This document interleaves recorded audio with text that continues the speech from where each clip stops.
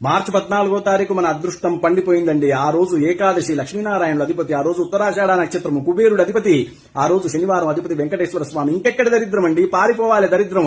అమ్మవారు వెతుక్కుంటూ వస్తుంది, లక్ష్మీదేవి వెతుక్కుంటూ వస్తుందండి. ఆ రోజు లక్ష్మీనారాయణ అష్టకం చదువుకోవాలి 9 సార్లు.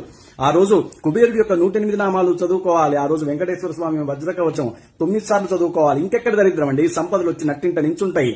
ఇంకో మాట చెప్తున్నా, సప్త శనివారాల వ్రతం చేసుకోవాలనుకున్న వాళ్ళు ఆ రోజు మొదలు పెట్టేసుకోండి.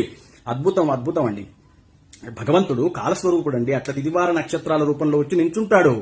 భక్తుడైన వాడు ఇట్లా పట్టుకొని అట్లా సాధన చేసి బయటపడాలి. అది గొప్పతనం అంటే. ఆ విధంగా చేయండి, అందరికీ శుభాలు జరుగుతుగాక. మార్చి 14వ తారీఖు మన అదృష్టం పండిపోయిందండి. ఆ రోజు ఏకాదశి, లక్ష్మీనారాయణుడు అధిపతి, ఆ రోజు ఉత్తరాషాఢ నక్షత్రము, కుబేరుడు అధిపతి, ఆ రోజు శనివారం అధిపతి వెంకటేశ్వర స్వామి. ఇంకెక్కడ దరిద్రం అండి, పారిపోవాలి దరిద్రం. అమ్మవారు వెతుక్కుంటూ వస్తుంది, లక్ష్మీదేవి వెతుక్కుంటూ వస్తుందండి. ఆ రోజు లక్ష్మీనారాయణ అష్టకం చదువుకోవాలి 9 సార్లు.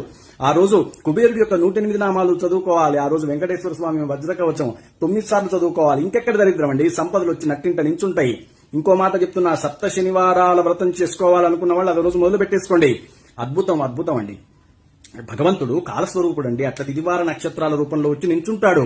భక్తుడైన వాడు ఇట్లా పట్టుకొని అట్లా సాధన చేసి బయటపడాలి. అది గొప్పతనం అంటే.